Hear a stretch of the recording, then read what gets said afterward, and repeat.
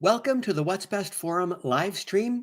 Tonight we are discussing, among other important topics, high-end audio objectives, meaning what is your personal objective for your enjoyment of the hobby? How do you go about achieving that objective? What are alternative objectives and issues about that? Good evening, David from Columbus. Caesar, thank you for joining us again. Carl, delightful to see you. W. Lokman, good to see you. Priyo, thank you for joining. Okay. Dom Caratizolo, thank you so much for joining.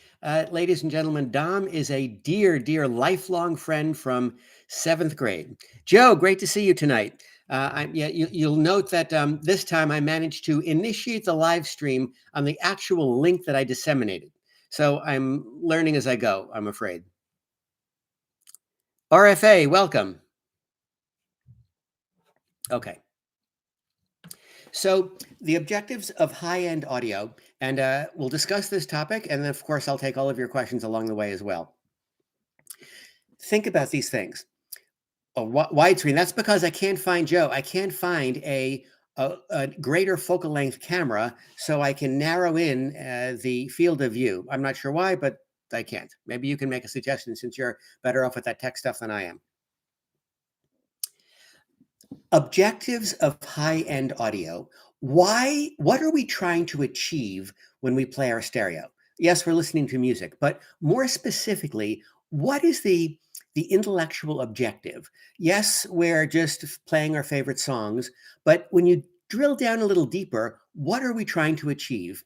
We came up with several years ago a set of 4 possible alternatives, objectives of high-end audio. 1, recreate the sound of an original musical event. So we imagine a concert performance from 1965 by Reiner, listen to me, Reiner, and we have in our head the objective of recreating, not that a musical event, because we don't go back in time, but recreating the sound of that musical event. Let's put to one side the complexity of how we hear things differently, but these are conceptual objectives. Recreate the sound of an original musical event. Recreate the sound of Miles Davis in the studio recording Kind of Blue. Okay. Reproduce exactly what, number 2, reproduce exactly what is on the master tape. This is, people who subscribe to this objective often characterize it as aiming for accuracy, aiming for what's on the master tape, nothing more, nothing less. Reproduce exactly what is on the master tape. Now, this is interesting to me because reproducing exactly what is on the master tape is explicitly has nothing to do with creating a sound that seems natural, creating a sound that seems live, creating a sound like you heard in the jazz club next door. It's a very specific sonic objective. Reproduce what's on the master tape. If the master tape sounds like shit, doesn't matter. That's the objective. Warts and all, sounds too warm, sounds too thin, sounds too analytical, sounds too bright. This audiophile's objective is to reproduce what is on the master tape, regardless of the resulting sound and regardless of the resulting emotional feelings which are stimulated by that sound. 3, create a sound subjectively pleasing to the audiophile. Okay, here this is completely subjective, completely idiosyncratic. We don't care what the recording sounds like. We don't care what the mastering engineer intended. All we care about is creating a sound the individual person likes. If somebody likes a very warm, syrupy sound and they want to go with Shindo Electronics and Cardus Golden Reference or Kubala Elation cables and very warm SET amplifiers, that's what they're trying to achieve, whatever particular sound they idiosyncratically derive the most pleasure from. That's number 3.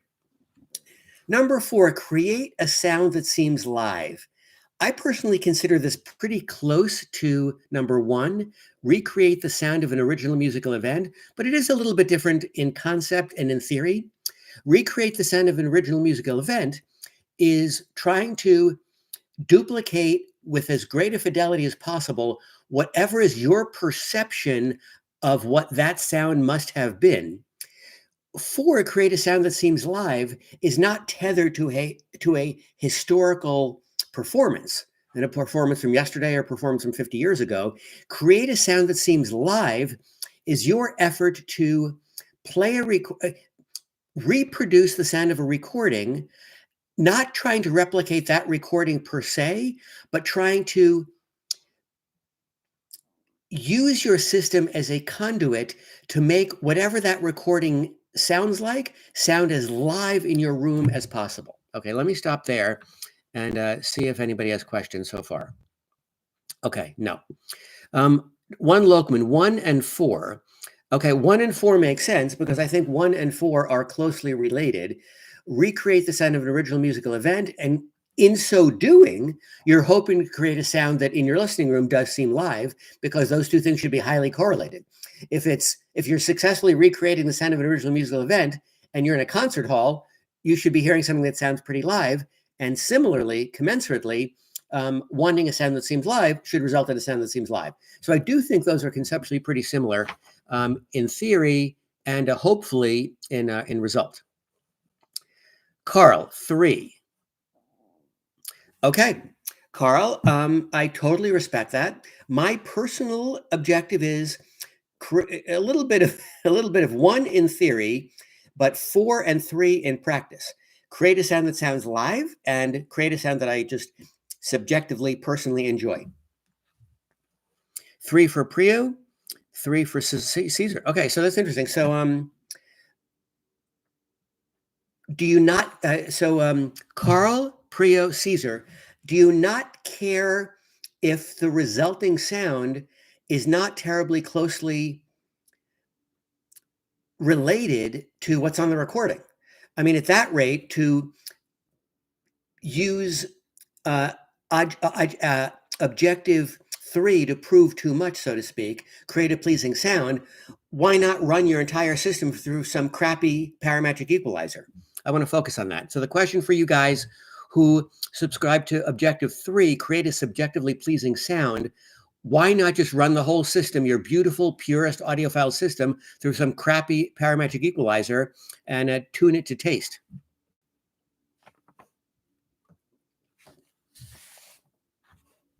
Hi, Amadeus. Welcome back. Cheers to you too.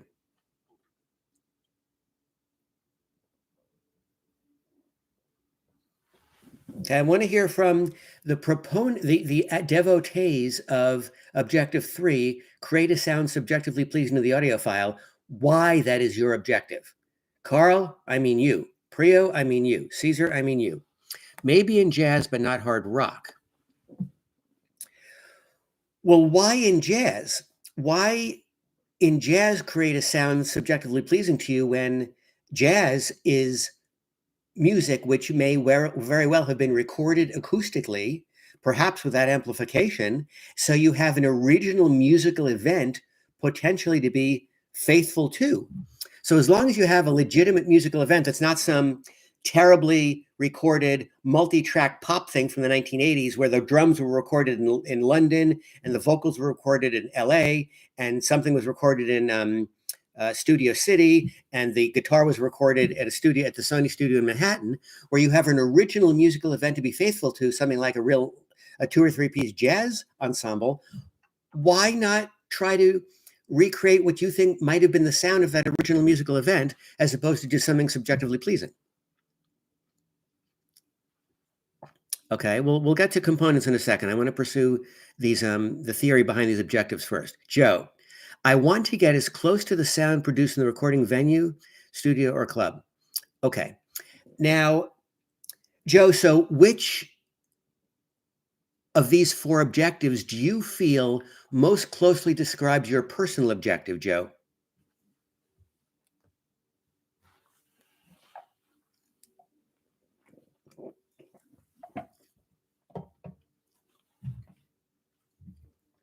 Priya, we're going to come back to components, I promise. Let's discuss some theory first.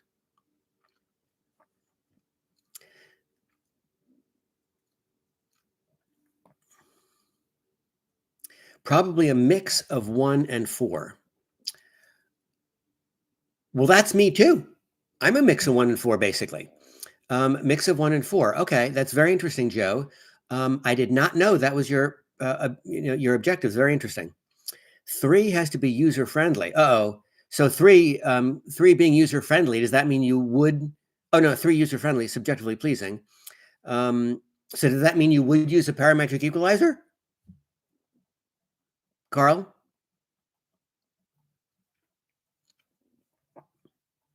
Okay, so Caesar getting involved in the music, whatever it takes.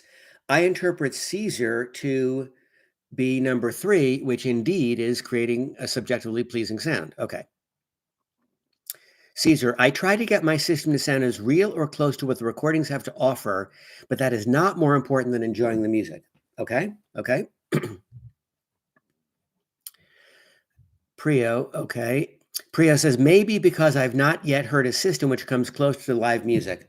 Well, that's a interesting and somewhat different subject. How close does the best of this hobby get to a complete suspension of disbelief, truly feeling like we are unable to distinguish whether we're listening to live music or not, meaning we feel like we could be listening to live music? Let's hold on that for the moment because that's another big subject in and of itself. Okay. Okay. The next point I want to make about these objectives, first, there's no right or wrong. I'm going to say that. There's no right or wrong. Each of us can choose one of these objectives, more than one of these objectives, select these objectives in different proportions, all good as far as I'm concerned. But the reason I came up with this list originally is because I felt watching these endless rock'em sock'em robot fencing matches about components and the sounds of components and what's best, I began to feel that people didn't realize that by not understanding each other's high-end audio objectives, they were very often talking past each other. So what's the point of saying, I like single-ended triode amplifiers on a vintage horn loudspeaker versus that doesn't sound good. I like a DCS digital on Boulder Electronics driving YG or Magical loudspeakers, and you, SET horn person, that's just syrupy mess. And the horn person says, well, your stuff sounds clinical and unlistenable, and they're just fighting back and forth. The point I want you to take away from this is very, very important to me. Okay, this is one of my favorite points in this whole thing. Different objectives result in different sonic preferences. Different objectives result in different sonic preferences. What's the next step? The next step is different sonic preferences result in different sounding audio systems. Okay? I really want to focus on this because it's one of my pet peeves. There could be so much less fencing, rock'em sock'em robots. No, you don't know what you're talking about. That doesn't sound good. This sounds better. We could unpack and disentangle so much of that if we only begin with the notion that we have different objectives and that different objectives drive different sonic preferences. And not surprisingly, different sonic preferences drive different component selections and overall resulting systems, which of course result in systems having different sounds. I'm going to stop there, and I want your thoughts on that.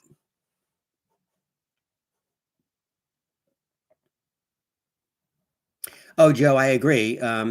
Nothing's coming close to the sound of a live drum kit. Being 10 feet away from a grand piano, I think a lot of speakers do a reasonable facsimile of a piano, but the power and grandeur of being close to that enormous, magnificent instrument, I agree. The whole hobby is not close to pretending that, making us really believe that it's live, or putting it differently, completely suspending our disbelief.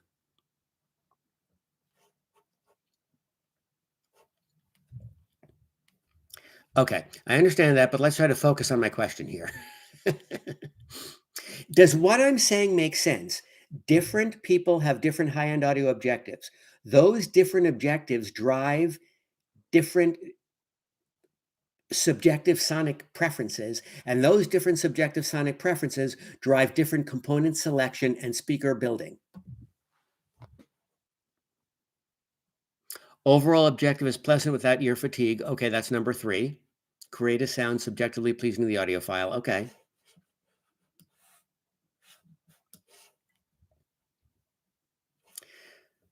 Priyo, thank you.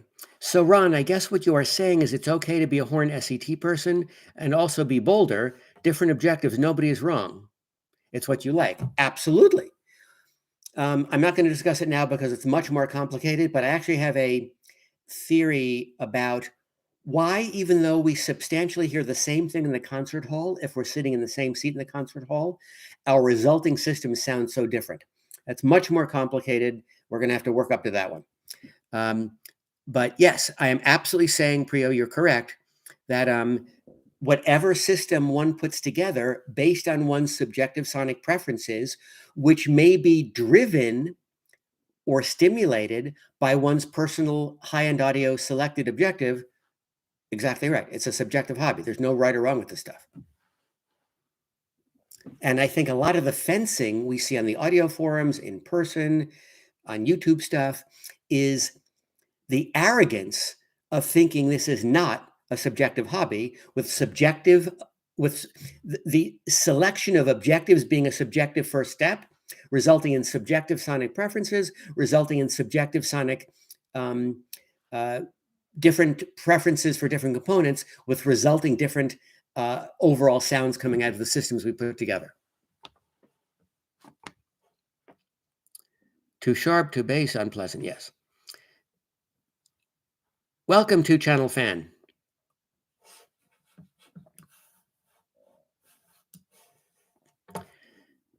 Any cohesive system has its agency. What do you mean by agency, to Channel Fan?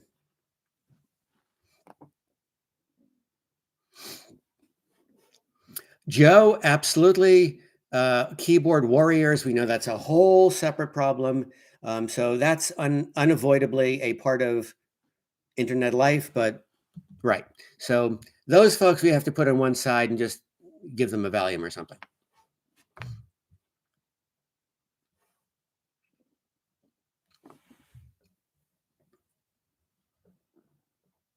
David, what is your high-end audio objective? Do you think of it in these terms at all, or do you think of it a different way?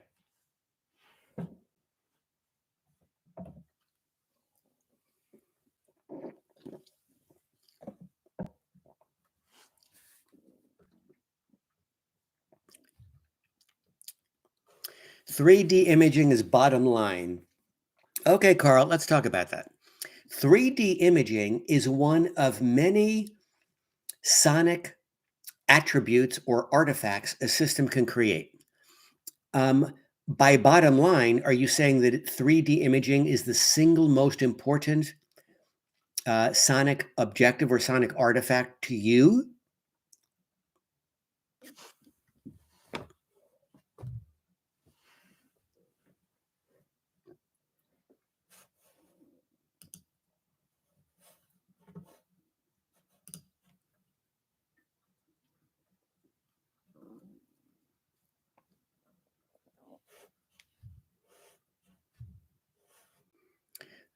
Carl, overall objective, pleasant without ear fatigue. That's number 3. I don't disagree.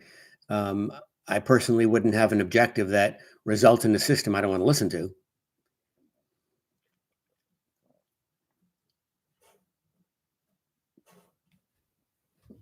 Okay, anybody? Okay.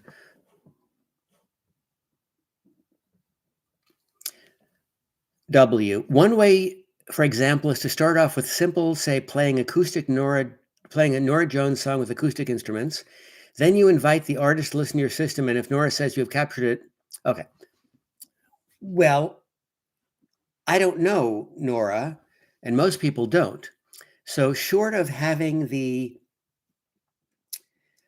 artist in your listening room, listening to his or her recorded album and opining on how well he or she feels your system is reproducing the sound of his or her voice, what do we do short of that? Because that's not too practical.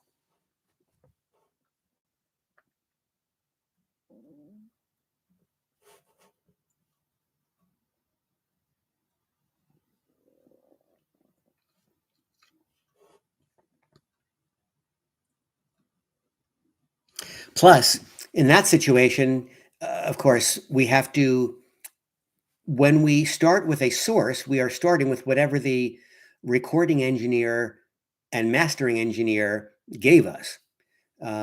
So everything we're doing is subject to the the sonic nature of what we're starting with source-wise. Now that's fantastic, Joe. The fact that Joe's son is a musician and um, a recording a recording artist, and so if you have a family member, uh, that's great. I mean, you could use, if the audiophile is a husband or a male, you could use a female friend or your wife. Record your wife's voice and figure out which system or which of your components most accurately most accurately gets correct the sound of your wife's voice in your listening room. That makes sense to me. Holographic imaging is more palatable. Well, I mean, we know what you mean by 3D imaging, sound staging, 3D imaging. But Carl, do you think something like sound staging and imaging, is that an electronic artifact generated by the components? Or do you consider that sound staging and imaging to be encoded in the recording? Well, Joe, absolutely. If you have the Studio Masters, that helps an enormous amount. Okay, Prio. Number one, recreate the sound of original vendor recording, but how would I know what Miles wanted or sounded like in the studio in 1959? Wouldn't that be a challenge every time? What the artist intended. Well, let's put to one side what the artist intended, because what the recording engineer captures may or may not be what the artist intended. So that is yet another wrinkle of complication. So let's put that aside. But you're right. How do we know what that recording sounded like in the studio or in the jazz club in 1959? We don't. That's why the number one is kind of aspirational. That's why it doesn't say recreate. That's why it doesn't say create the sound of an original musical event. It says recreate what we think that original musical event might have sounded like.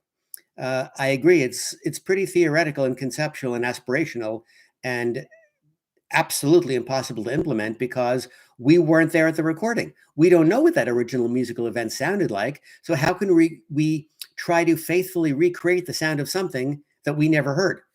No, that's a legitimate problem with number one. Absolutely. David, thank you. For David, it is subjective. Sometimes what he likes to hear, other times how it makes him feel. His system can ground me, and other times can be a form of escapism. Well, that suggests to me you're really focusing on number three, David. Create a subjectively pleasing sound that is whatever sound you just like, a sound that you want to affect how you feel, a sound that you want to allow you to escape. I would categorize that as number three, create a subjectively pleasing sound.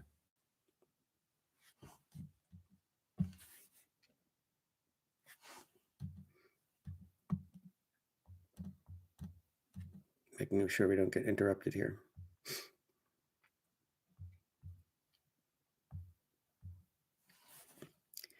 "3D imaging is nice, Caesar. I love it, but it is not real. The timbre of the instruments, the detail in the vocal, those are real and more important. Don't get me wrong, I want it all, but real is real." So, Caesar, that suggests to me that you consider 3D imaging or sound staging. I'm using 3D imaging and sound staging as synonyms.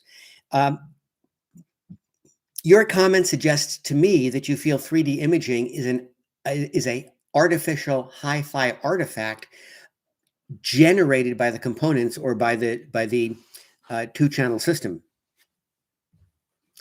Room acoustics plays into sonics.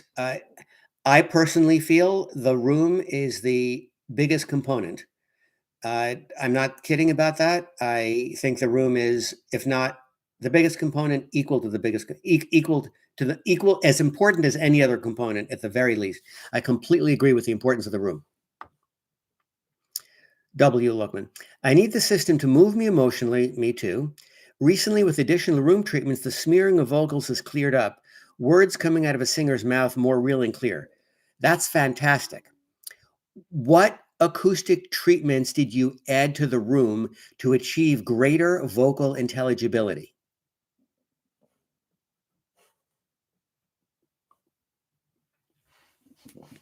Prio, isn't high end an illusion? High end is absolutely an illusion because we know Miles Davis is not playing his instrument in the room. So it's absolutely an illusion. And the idea that it's an illusion leads us to the concept of suspension of disbelief. We walk in knowing we're not listening to something real. The better our stereo is, the more it allows us to suspend our disbelief that we know we're not listening to something real. We believe we're not listening to something real. We know that it's not real. How good is the system at allowing us to suspend the belief that it's not real? Suspend our disbelief. Diffusers. Okay. Now, these are diffusers you put on the side walls or the front walls or both? I've been considering diffusers myself for my front wall. I've been playing with a lot of acoustic panels on the front wall. I removed the acoustic panels last week because recent changes, I think, made an edginess I was trying to put a Band-Aid on less problematic. Okay, but I want to hear from Lokman. Front wall diffusers. What brand and model of diffusers? Were these 2D skyline diffusers that look like the skyline of Manhattan? Or were these 1D quadratic diffusers such as RPG, QRD, mod fractors, or fractal diffusers? Were they, what brand, and were they a 2D skyline or 1D QRD type, quadratic type?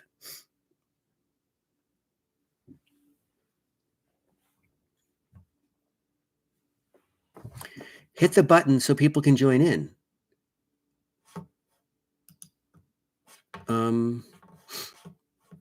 I thought hit the like button.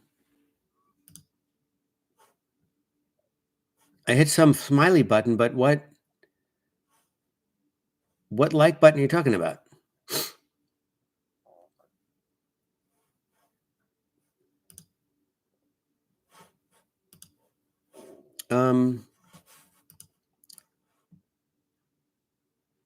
Like, I'm not seeing a like button. Where's the like button? The like button is the thing, the thumbs up button. Well, when I click it, nothing happens. When I click the thumbs up button, I guess I cannot click the thumbs up button on my own live stream.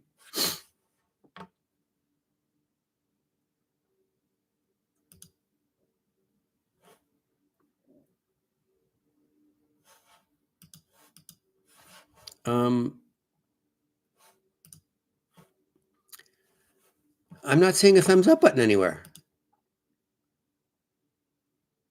Participants, pop out, moderation. No moderation. We don't moderate folks. Oh, everyone in the live stream should hit the like button. Thank you, David. I'm looking for the like button here. Okay, thanks. Yeah.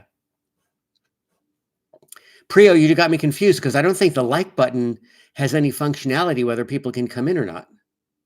Yeah, that's what I thought. Thank you, Joe. Thank you. Yeah. Okay. You got me confused there, Prio. Sorry.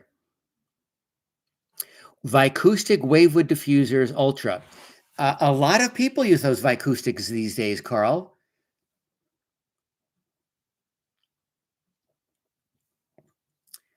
Yeah, that's great. I'm considering diffusers myself. I've had panel loudspeakers my whole life.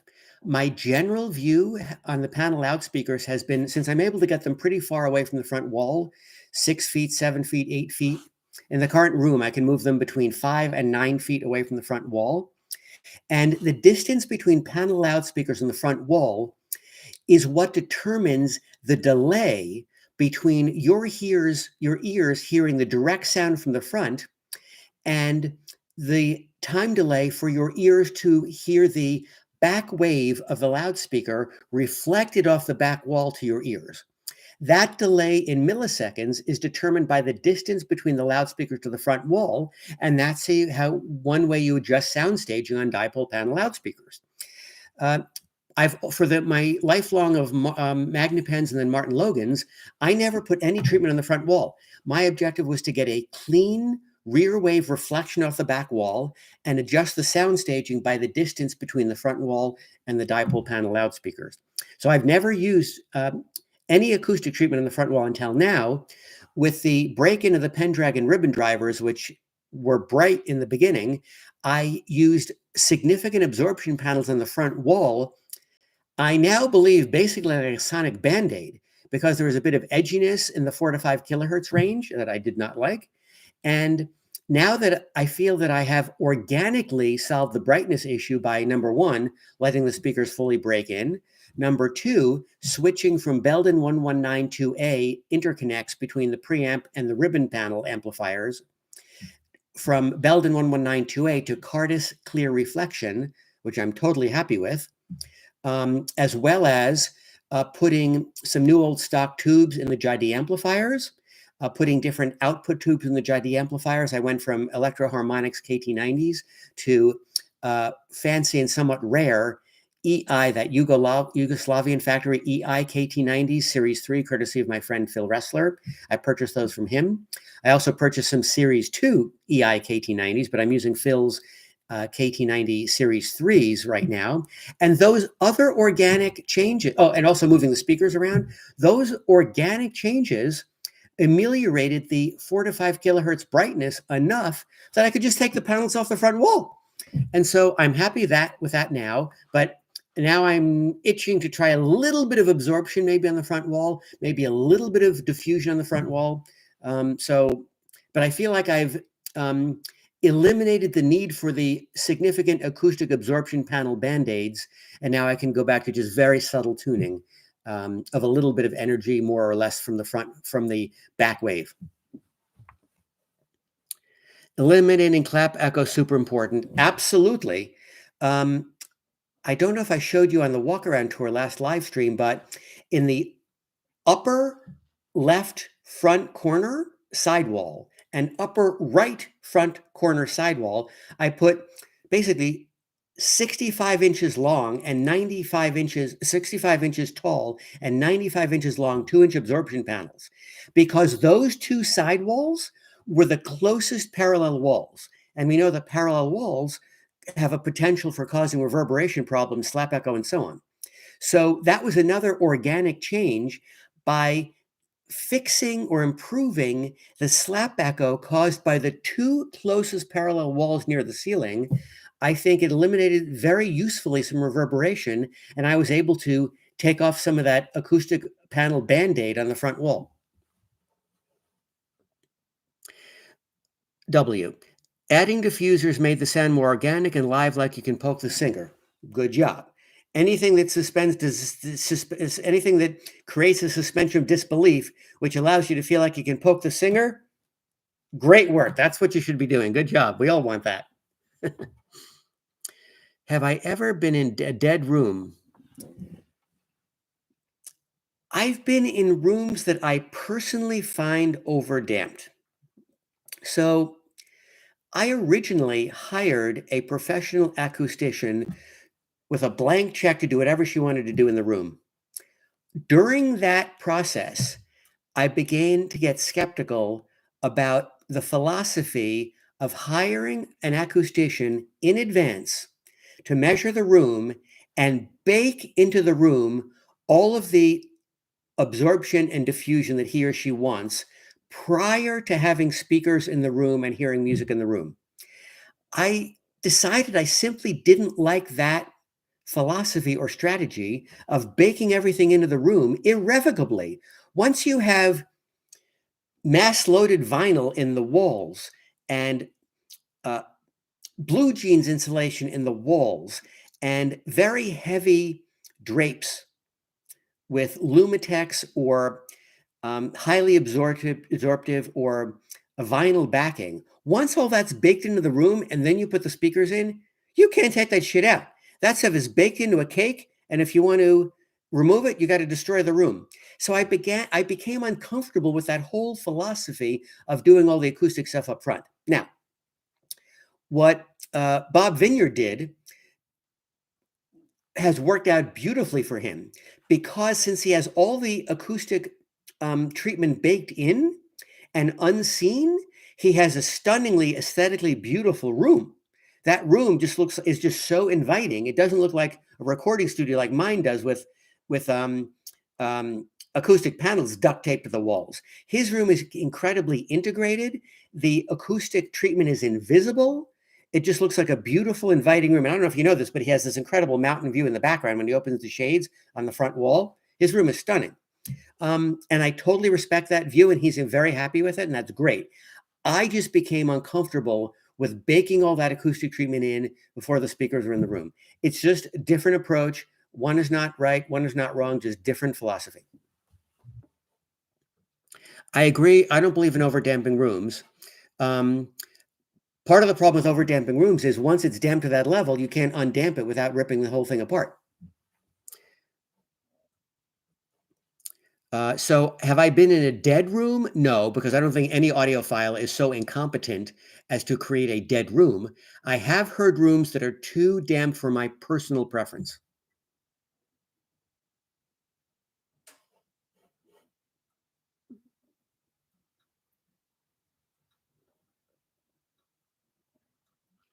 Oh, um,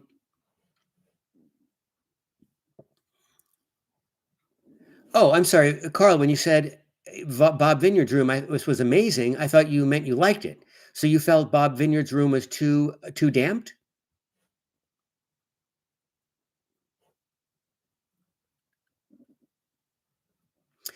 RFA, a room becomes overdamped by putting too much material on the walls, on the ceiling, on the floor, or inside the walls, underneath the floor, underneath the carpet, or inside the ceiling that absorbs so much of the acoustic energy coming out of the loudspeakers that it becomes overdamped. You absorb too much of the energy and make the room overdamped, which has the sonic result of sounding lifeless or full stops, lifeless. You absorb too much of the energy coming out of the speakers.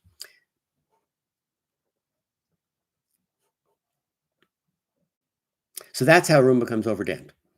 And my concern is that once it's overdamped, nothing you can do about it.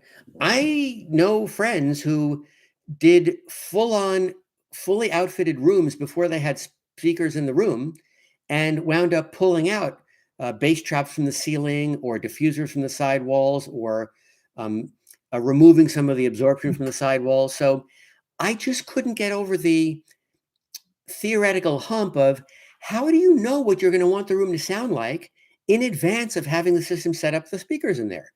I totally respect the full acoustician treatment in advance. I just decided it's not what I wanted for myself. Yes, Joe, very good. Very often, natural furnishings, a wonderful diffuser on the sidewalls is record boxes. Record boxes make wonderful natural diffusers for sidewalls, for example, and front walls. So Joe's referring to how you can use common household furnishings, a stuffed chair, is a diffusive object in the room, your listening chair, plants, furniture on the sidewalls, but the most obvious one, record shelves. I mean, if you look behind me, you'll see that if my record tape storage cabinet was on my sidewalls, it would function as a pretty effective diffuser because you have different depths of materials against the wall.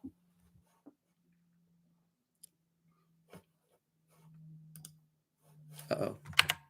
Oh, fuck.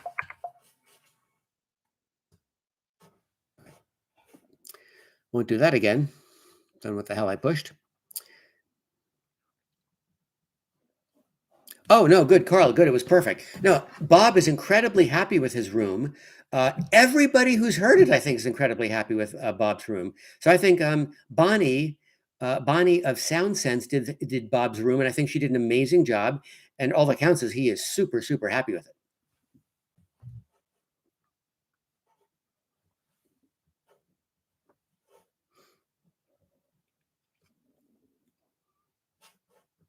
Okay, any questions on the objectives of high-end audio discussion before we move on? Okay, let's move on. Caesar, best cartridge, complete musical bliss, detailed warm sounding. Well, first, you know I don't believe in the best concept. We have what's best for 'em, but it's not my personal philosophy. So I don't believe in best. If you're asking me what cartridges I like for a musical bliss, detailed, warm sounding, well, detailed is a little bit incompatible. The most detailed cartridges are not the warmest sounding cartridges. So I will interpret your question to mean warm, but also detailed. My personal cartridge preferences are the following. Benz Micro LPS MR. I had a Benz Ruby 2 for 18 years, loved it. I still love the Benz LPS MR. I like the whole set of airtight cartridges. I like the Opus 1 the best. I like the airtight PC1 Supreme. I like the Zix cartridges. I don't know the diamond cantilever Zixes. I think those are the Ultimas or the Ultimats. I am very familiar with the Zix Universe Premium, which is a boron cantilever cartridge and one of my two personal cartridges. I find that both not warm in the Shindo syrup, molasses, and bourbon sense, but I wouldn't call it warm. I would call it on the touch warm side of neutral. I wouldn't call it warm. And also Koetsu. I love Koetsu. So Koetsu to me is on the warmer side of the cartridge sonic spectrum. So those are the ones I like. Oh, how could I forget? My Grado Epoch 3. My Grado Epoch 3 is also on the warm-ish side and has what I described in the my review of the Epoch 3 for mono and stereo, a lower center of gravity. The Grado Epoch 3 sounds like it comes up in waves from the bottom or the lower end of the cartridge, the lower end of the sonic frequency, versus a Vandenhull. There's a whole controversy about Vandenhull, whether the cartridge has too much treble energy and is kind of bright as fuck, or it's not properly aligned. So putting that controversy to one side, in my view, there's no doubt that there is a strong view that the Vandenhulls have a lot of treble energy. And that's why I do not put the Vandenhulls in my personal group of cartridges that I personally love, because to me, the Vandenhulls have a higher sonic of center of gravity, a center of gravity in the upper mid-range to lower treble, which is just not my personal cup of tea. Now, people who love the Vandenhull will say, Ron, you just haven't heard the Vandenhull adjusted correctly. I respect that's theoretically possible, but I have too many friends and I've heard too many Vandenhulls myself. That's not my personal view. My personal view is the Vandenhull has more treble energy than a Koetsu, than a Zix, than a Airtight, than a Grado. Have I answered your question? Please let me know if I have not. Clear Audio Goldfinger. I have only minimal contact with it. I heard it primarily at Mike Levine's house several years ago. I don't have enough experience with it to opine. I believe it's a little bit more in the detailed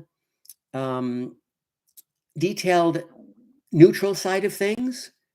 I don't know if I want to say analytical because I just don't have enough experience with it. That would be unfair. So I just believe it's on the more detailed resolving end of the cartridge spectrum. That's all I can say fairly about the Goldfinger.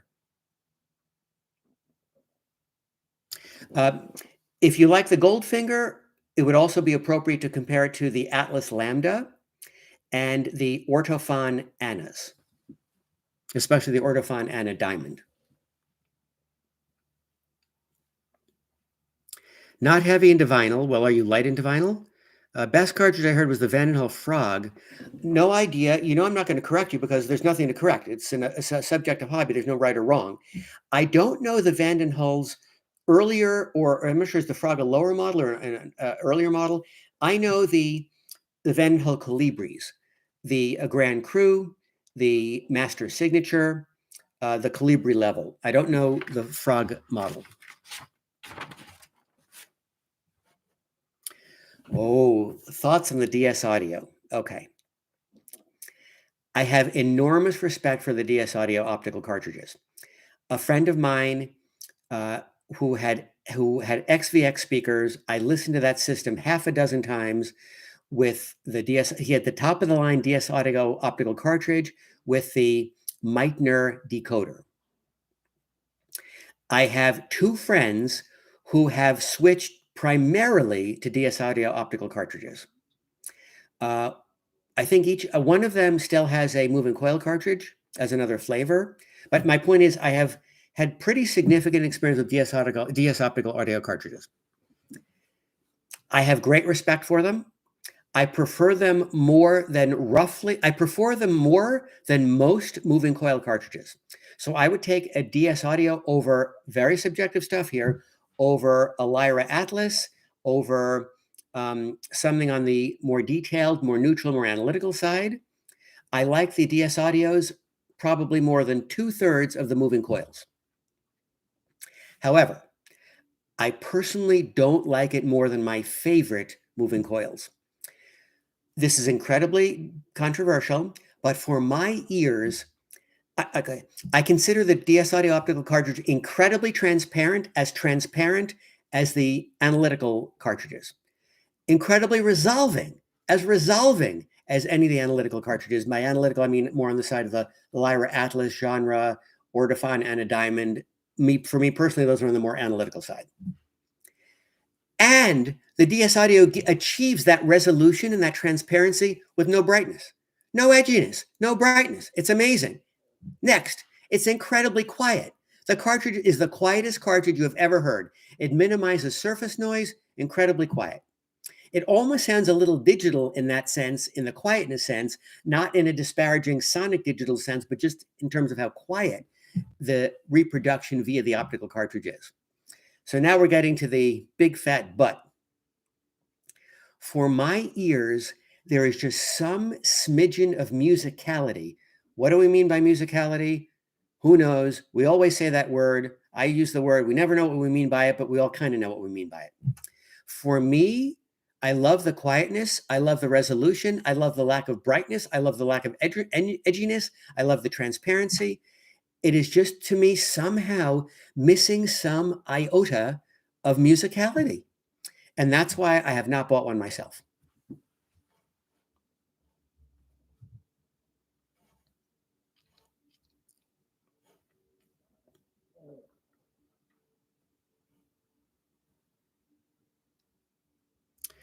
Prio, are there any amp brands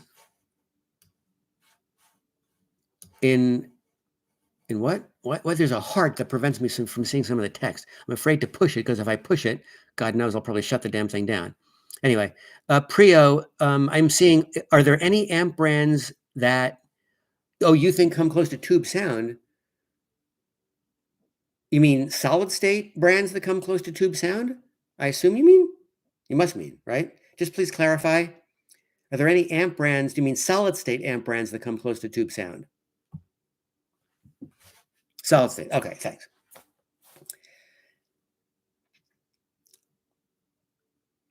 I believe that if any solid state amplifier sounded like a tube amplifier, people who love tubes would not need tube amplifiers. So I appreciate that you're saying close to tube. For me, tube sound means a kind of wetness and liquidity and what I call breath of life that I personally love, which is why I have tubes. A wetness or liquidity, however you want to think of that word, but it results in, to me, feeling like Stevie is singing to me in the room. And that wetness or liquidity helps improve my suspension of disbelief and creates for my ears what I call breath of life, like there's a live somebody breathing in the room singing to me.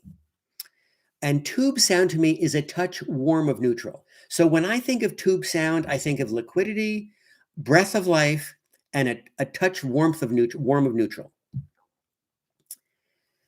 I have not heard solid state I've heard solid state amplifiers that achieve warmth. I would include Vetus in Class A mode, I think is a warmish solid state. I think Griffin is just on the warm side of neutral, which I happen to also like. I think Dart Seal is on the warm side of neutral, which I also happen to like. If you said I had to pick a solid state amp for the Pendragons, I would go with Griffin or Dart Seal. No doubt about it. If I felt that Dart Seal was a touch warmer, a touch more liquid, perhaps, I would go with whichever one amp for me achieved a greater sense of liquidity or breath of life. I would have to compare the amps side by side, but my three finalists would be Vetus, Dart Seal, and Griffin. I would need those three side by side and make very careful comparisons. And I'm a single issue voter. Whichever amplifier makes it seem like Jennifer Warnes is singing to me in my room, that's the winner. I don't care about sound staging. I don't care about detail. I don't care about black backgrounds. I don't care about pinpoint imaging. No. Single issue voter. Whichever makes it sound like Stevie Nicks is singing to me in my room, that's the winner. Okay, that's how I look at these things, seriously. Dart Seal.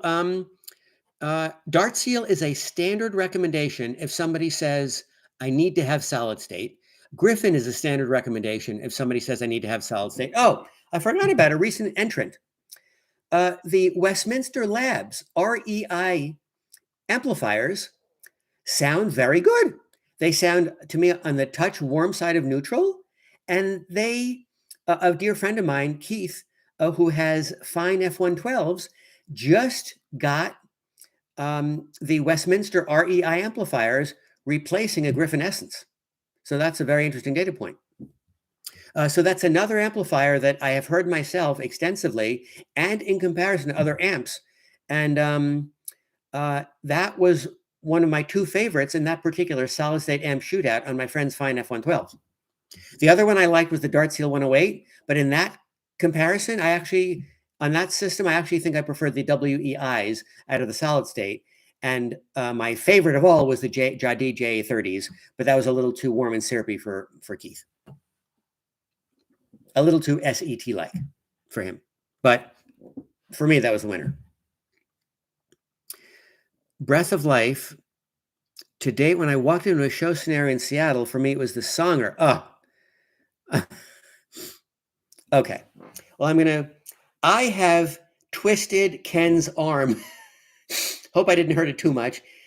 Insisting he get some analog playback in there. I don't care what he can use my $1,500 Denon turntable. Ken's got to get some goddamn analog in that system because people who love his speakers on low power SET are going to love it with analog. So Ken, you better listen. I love the Ken Songer speakers. I believe there is something to field coil. It is surprising to me that technology went into disuse for decades. It has now been resurrected by Ken, by Classic Audio, by Wolf von Lange. David is loving his new Wolf von Lange Sohn loudspeakers. To me, there is absolutely something to the feed coil driver, and it makes some technical sense. Doesn't it make sense to have the active control of an actively powered electromagnet rather than a permanent magnet? I mean, it makes technical sense, theoretical sense. And every time I've heard a field coil driver loudspeaker, I've loved it. So yeah, I am all over that Ken Songer stuff. I personally prefer the S2 because I'm an open baffle person. So I personally prefer his open baffle S2 over the S1. But yeah, I will endorse all day long SET on those Songer loudspeakers as a system you can live with forever. You're done. No more fuss, no muss. You're done. You're just totally done on that system, and you can be happy with listening to your favorite music forever on that Ken Songer stuff. I think it sounds great. I don't know from Mola Tambuku. It sounds like a pina colada derivative, but no, I don't confuse me with digital. I want Ken to have analog, and that's it. SET on those speakers requires analog and full stop. See how some systems can be overwhelming, like Jay's audio with the Wilson Chronosonic. I know Jay personally. I like Jay personally. I'm not going to discuss anything with Jay where he's not side by side with me to discuss it with me one-on-one interactively. If Jay and I ever do a video thing together, happy to answer that kind of question, but not until then. Didn't you have Dart Seal before the Jadi? No, I've never had Dart Seal. I had the VTL Siegfried 2s because I had the VTL MB750s, the two chassis, the two level 750s for 18 years. A dear friend of mine has that same amplifier, slightly modified, on his Magnapan 20.7s. So I still hear VTL MB750s all the time. I got the new model, the Siegfried 2, which is basically the same conceptual design, which has the overlay of all of the protective circuitry so that if a tube blows, you don't take out a tube socket, a resistor, a capacitor, and you got to bring it back to Chino, California to have it fixed by B and Luke. So that's why I got the Siegfried 2 and wound up selling years ago the 750s that did not have all of that tube protection circuitry and auto biasing circuitry, which works really, really, really well.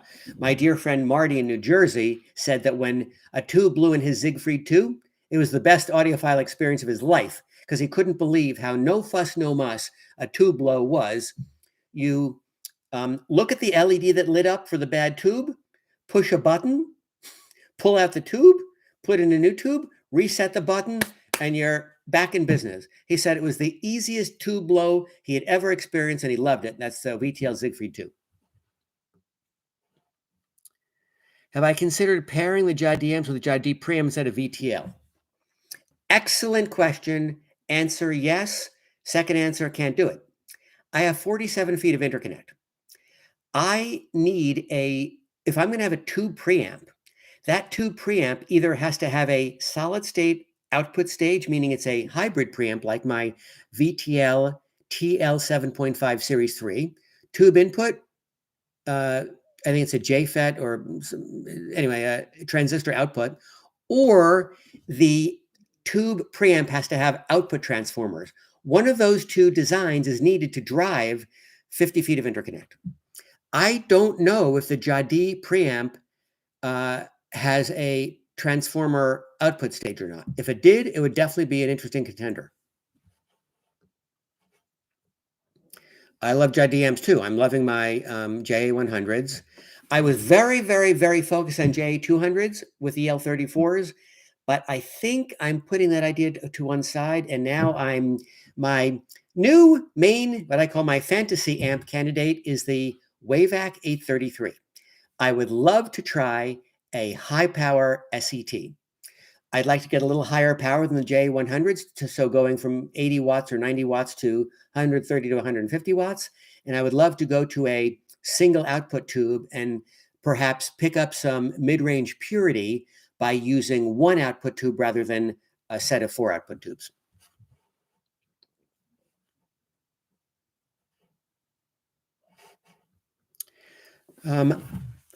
Well, the first system I ever listened to, the system that got me hooked on high-end audio, was the Infinity IRS5 system with Michael Kay at Lyric Hi-Fi in Manhattan in the 1980s, late 80s.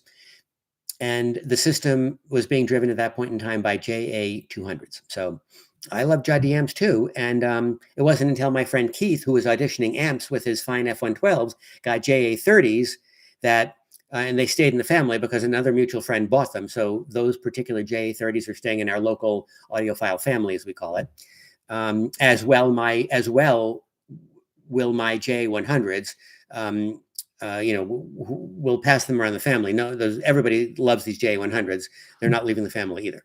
So yeah, no, I love the Jadi amps.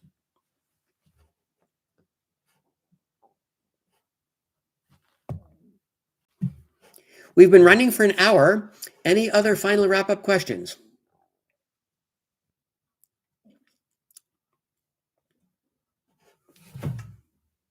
Going once? Okay. Ken speakers would be on my list if it was in the market. Look, Audio Bliss, have you heard Ken speakers?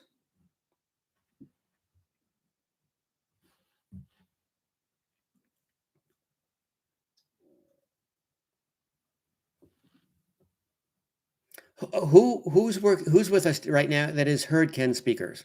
Great. My pleasure, W. Any new brands you'll be interviewing? No. We actually have a little bit of a confidentiality thing on the Masters and Makers interviews. So we don't disclose in advance who I'll be interviewing. Oh, yes, together we do. Oh, yeah, of course, Audio Bliss, forgive me. I don't like the double name thing, so I have trouble remembering two names for people, let alone one. One name for people, let alone two, I mean. Michael, thanks so much for joining us. Thanks, everybody, for joining us. I'm delighted to be doing this. We'll try to keep it going every week. And thank you very, very much for joining me today. If you have any questions that require me to walk around the room, feel free to send them to me on What's Best, private message on What's Best, and I'm happy to try to facilitate. Just mechanically, so you know, these live streams either can be done with me sitting still at my desk and big computer or on the iPhone. But once I'm on the desktop computer, I can't switch to walking around mobily on the iPhone. So it's either I've got to start with one format or the other, and I can't switch. So if there's any particular thing you want me to show you on my system, I'm happy to do like a YouTube short reel for 60 seconds. So seriously, you can ask me a question here and I will answer it with a YouTube short reel, or you can ask me a question as a What's Best Form private message and I will answer it with a YouTube short reel. So the short reels are a great way for me to just walk around and zoom in on some particular component or a tube or whatever you want me to do. Happy to oblige. Thank you, ladies and gentlemen. Thanks for joining me. Have a wonderful week. I will see you next Sunday.